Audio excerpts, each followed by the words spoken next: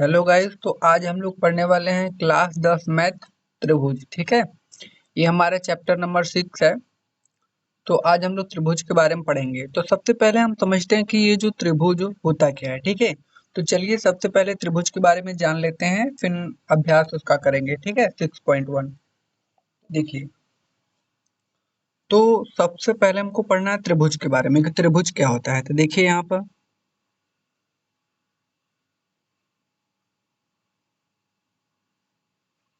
त्रिभुज, ठीक है। तो आप लोग जानते होंगे कि जो त्रिभुज होता है कुछ इस टाइप का बनता है, ऐसे बनता है त्रिभुज। और कैसे बनता है, और ऐसे बनता है, और कैसे बनता है, और ऐसे बनता है। ठीक है ना, इसी टाइप का बनता है।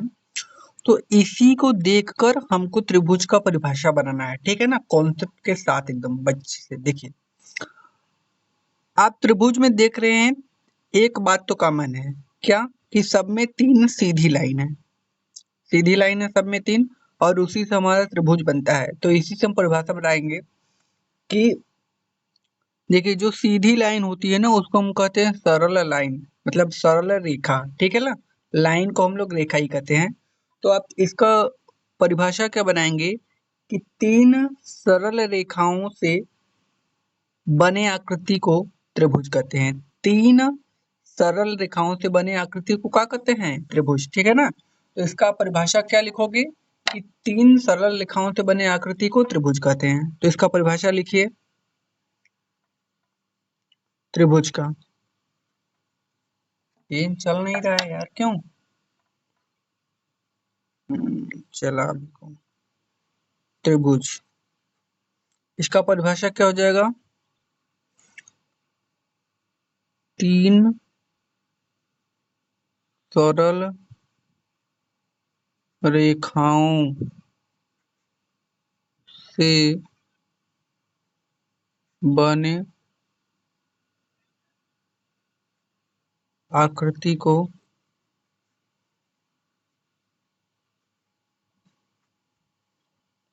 त्रिभुज कहते हैं। ठीक है, ये हमारा त्रिभुज का परिभाषा हो गया। अब देखिए त्रिभुज में हमको दो चीज और पढ़ना होता है। एक होता है कि समरूप क्या होता है, और समरूपता का नियम। एक समरूप, और दूसरा हमको पढ़ना होता है कि सर्वांग सम। सर्वांग सम, ये दो चीज हमको पढ़ना होता है। तो सबसे पहले हम पढ़ते हैं कि समरूप क्या होता है। देखिए तो समरूप क्या होता है, तो मान लीजिए कि आपके पास एक वर्ग है, ठीक है, ये वाला, ठीक, और एक आपको पास दूसरा वर्ग है, ये छोटा वाला।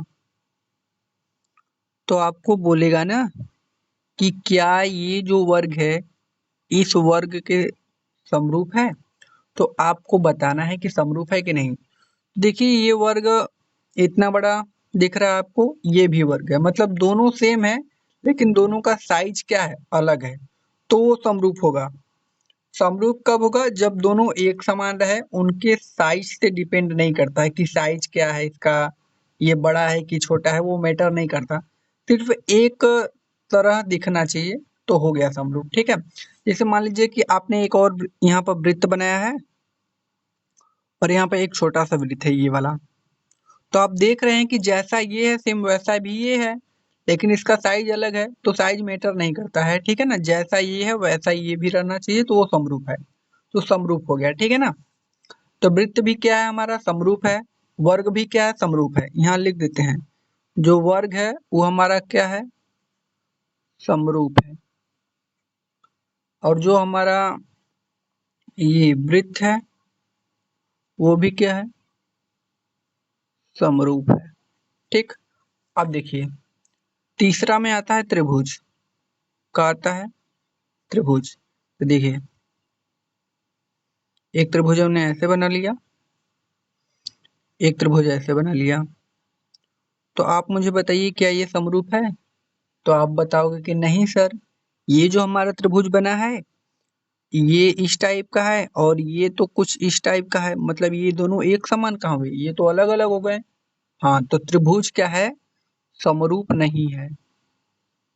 समरूप नहीं है। ठीक है। अब देखिए, आप लोग नोट में याद कर लीजिएगा एक चीज। देखिए, हमने यहाँ पढ़ा कि जो त्रिभुज होता है वो समरूप नहीं होता है, लेकिन एक त्रिभुज ऐसा भी होता है जो समरूप होता है, और वह कौन सा त्रिभुज है? तो भैया वो है समबाहु त्रिभुज। समबाहु त्रिभुज समरूप होता है। क्या होता है? समरूप होता है। अच्छा, अब क्यों ये समरूप होता है? क्योंकि समबाहु त्रिभुज में जो कोण होते हैं ना, वो तीनों समान होते हैं। देखिए, जैसे ऐसे मान लीजिए आपने ये एक त्रिभुज बनाया है और ये एक त्रिभुज बनाया है, और ये एक समबाहु त्रिभुज है। समबाहु त्रिभुज में कोण समान रहेंगे, ये 60 अंश, ये 60 अंश, और ये भी 60 अंश। तो ये भी 60 अंश, ये भी 60 अंश, तो ये भी 60 अंश। तो जैसा ये बना है सेम उसी तरीका का ये भी है कि नहीं? तो ये क्या हो गया? समबाहु। ठीक है ना। कहने का मतलब जो समबाहु त्रिभुज होता है वो क्या होता है? समरूप होता है। ठीक, समझ लिया। अब देखिए, इसके बाद हमको क्या पढ़ना है? अब हमने समरूप के बारे में तो पढ़ लिया, अब पढ़ते हैं थोड़ा सा सर्वांग ना। अब पढ़ते हैं कि भैया इस सर्वांग का होता है। अब देखिए, सर्वांग कोई वस्तु कब रहती है? देखिए, जैसे मान लीजिए कि मैंने एक वृत्त वृत्त नहीं वर्ग बनाया। एक वर्ग यहाँ पर आप बनाइए, यहाँ पे एक आप वर्ग बनिए सेम इसी टाइप का, इतना ही बड़ा होना चाहिए। अब देखिए, जो हमने वर्ग बनाया है, जितना बड़ा ये है उतना ही सेम बड़ा ये है, तो उसे ही हम लोग क्या कहेंगे? सर्वांग। सर्वांग का मतलब जैसा ये है सेम वैसा ये होना चाहिए, मतलब इसका सब भुजा भी बराबर होना चाहिए। ठीक है ना। और जितना बड़ा ये है उतना बड़ा ये भी होना चाहिए, वजन भी उसका बराबर होना चाहिए, तो उसे हम लोग क्या कहते हैं? सर्वांग। ठीक। अब जैसे मान लीजिए ये वृत्त है, तो अगर मैं ऐसे वृत्त बनाकर ऐसे छोटा सा वृत्त एक और बना दूं, तो ये सर्वांग नहीं है, क्योंकि जितना बड़ा ये है उतना ही बड़ा सेम ये होना चाहिए, तब वो सर्वांग होगा। अगर जितना बड़ा ये है उससे छोटा बनाएंगे तो वो समरूप होगा। ठीक है ना। जितना बड़ा ये है सेम उसी तरीके का होना चाहिए। एक तरीके से आप कह सकते हो कि हम शक्ल एकदम जैसा ये है सेम वैसा, हर चीज में, वजन में, साइज में, आकार में, सब में। ठीक है ना। तो वो क्या होगा? सर्वांग। कहने का मतलब ये सर्वांग नहीं है। ये होगा कब? कहने का मतलब अगर आप इतना बड़ा ये वृत्त बना रहे हो तो इतना ही बड़ा इधर भी वृत्त बनाओगे ऐसे, तब सर्वांग होगा। ठीक है। तो सर्वांग आपने समझ लिया। अब हम पढ़ते हैं समरूपता के नियम।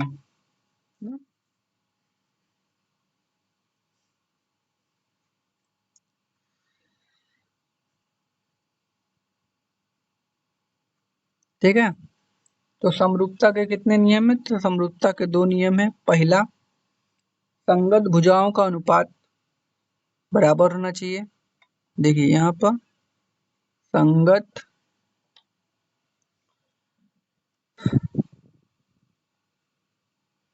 भुजाओं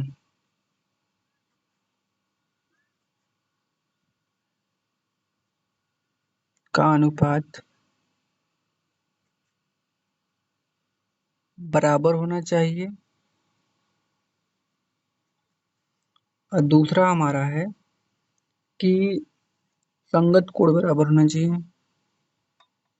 संगत कोण बराबर होने चाहिए। ठीक है। तो संगत भुजाओं का अनुपात बराबर होना चाहिए, दूसरा संगत कोण बराबर होना चाहिए। अब देखिए, अब इसको कैसे हम लोग पहचानेंगे? देखिए, मान लीजिए आपको दो त्रिभुज दिया है, एक ये त्रिभुज दिया है, इसको हमने माने ए बी सी, ये 3 है, ये 6 है, ये 9 है। ठीक है। इसको हम मान लेते हैं 40 अंश है ना, ये 80 अंश है। ठीक है। और ये हमारा 60 अंश है। एक हमने और त्रिभुज बनाया ऐसे, ठीक है। इसको मान लेते हैं पी क्यू आर, इसको मान लेते हैं 80 अंश, ठीक। ये है 60 अंश, ठीक है, और ये है 40 अंश। और इसका जो भुजा है उसको मान लेता हूँ ये कितना है, 6 है, 12 है, 18 है। अब हमको बताना है कि क्या ये जो त्रिभुज है इस त्रिभुज के समरूप है कि नहीं, ठीक है ना। देखिए हम लोगों ने समरूपता का नियम पढ़ा है कि जो पहला नियम है, समरूपता का जो पहला नियम है वो बोलता है कि संगत भुजाओं का अनुपात बराबर होना चाहिए। मतलब इसकी जो भुजा है ये भुजा इसके बराबर होना चाहिए, ये भुजा इसके बराबर होना चाहिए, ये भुजा इसका बराबर होना चाहिए, मतलब भुजा सबका सेम होना चाहिए। तो निकालते हैं भुजा, सबसे पहले ये वाला भुजा निकालते हैं ए बी।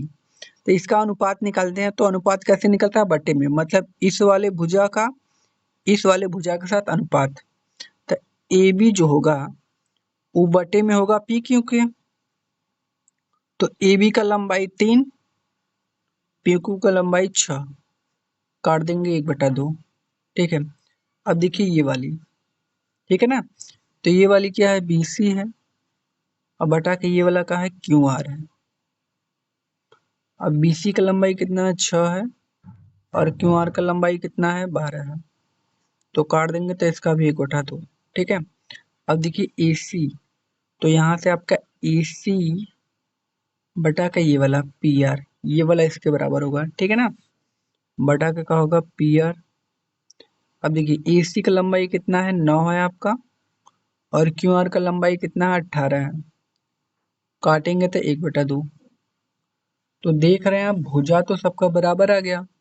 तो जब भुजा बराबर आ गया तो हम लोग एक और चीज करेंगे, इसका चेक करेंगे कि कोण, अगर कोण भी बराबर आ जाता है तो ये समरूप हो जाएगा, ठीक है।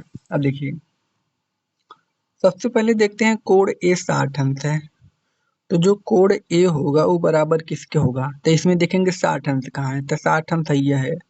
तो लिखेंगे जो कोण ए है वो कोण आर के बराबर है, क्यों, क्योंकि दोनों 60-60 अंश के हैं, ठीक है। तो ये 60 अंश बराबर हो गया। दूसरा कोण बी, अब देखेंगे कि कोण बी हमारा 40 अंश है, तो 40 अंश इसमें का है, कोण पी, तो लिखेंगे कोण पी इसके बराबर है, ठीक।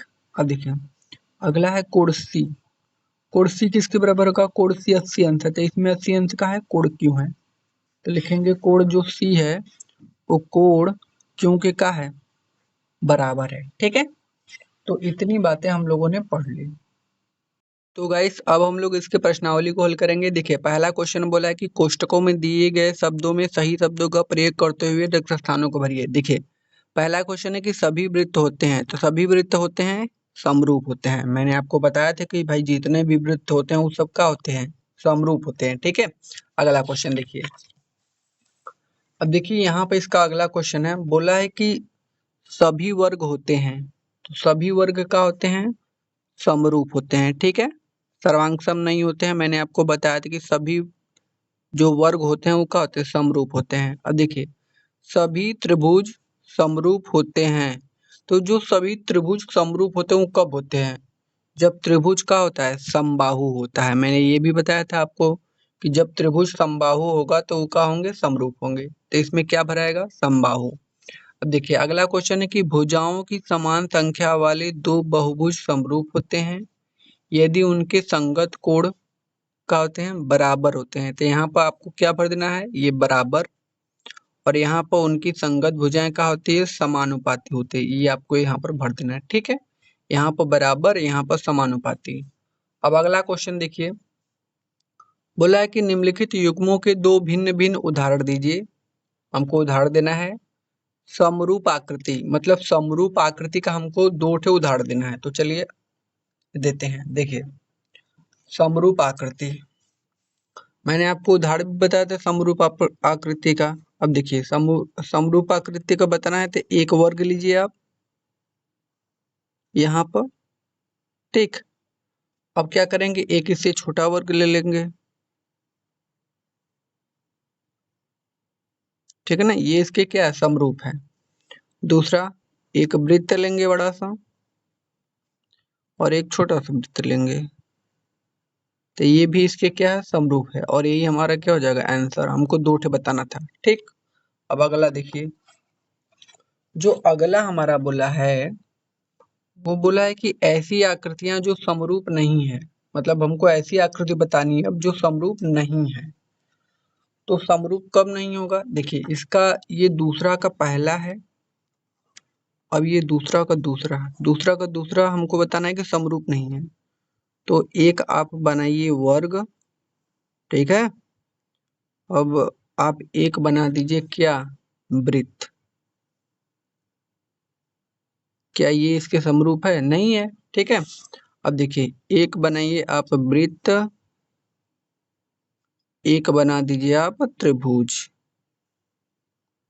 तो क्या इसके ये समरूप है, नहीं है, तो यही हमारा क्या हो जाएगा आंसर। हमको दो ऐसा उदाहरण बताना था जो समरूप नहीं है, तो ये दोनों समरूप नहीं है, ठीक है। अब अगला देखिए, बोला है कि बताइए कि निम्नलिखित चतुर्भुज समरूप है या नहीं, ठीक है। तो समरूप है कि नहीं इसमें बताना है। तो सबसे पहले समरूप होने के लिए मैंने आपको दो नियम बताए थे, क्या, उनका जो अनुपात है वो बराबर होना चाहिए, भुजाओं का अनुपात बराबर होना चाहिए, ठीक है, तथा उनके संगत कोण बराबर होना चाहिए। देखिए इसमें जो कोण है वो 90 अंश दिया है, लेकिन ये वाला कोण 90 अंश नहीं है। तो कहने का मतलब सीधा पता चल गया कि ये इसके समरूप नहीं है, ठीक है। लेकिन मैं आपको निकाल के भी बता देता हूँ, ठीक है, कैसे इसको निकालेंगे कि समरूप है कि नहीं। तो यहाँ पर देखिए, सबसे पहले हम क्या करेंगे, इसका अनुपात निकालते हैं। देखिए ये वाली भुजा का अनुपात ये वाली भुजा के अनुपात के साथ निकालेंगे, मतलब एस पी बटा के डी पी बराबर का होगा 1.5 बटे के 3, होगा कि नहीं। एस पी बटा के डी ए ना, डी ए है, तो यहाँ पर होगा, पहले मैं बना लेता हूँ इसको, ठीक है, इसको बना लेता हूँ। ये 1.5 है, 1.5 सब है, और इसका मान क्या क्या दिया है, एस आर पी क्यू, ठीक। अब ये क्या क्या हमको दिया अगला,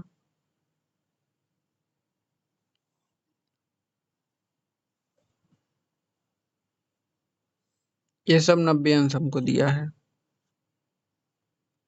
ना। ये 3 3 3 3, ये ए है, बी है, सी है, डी है।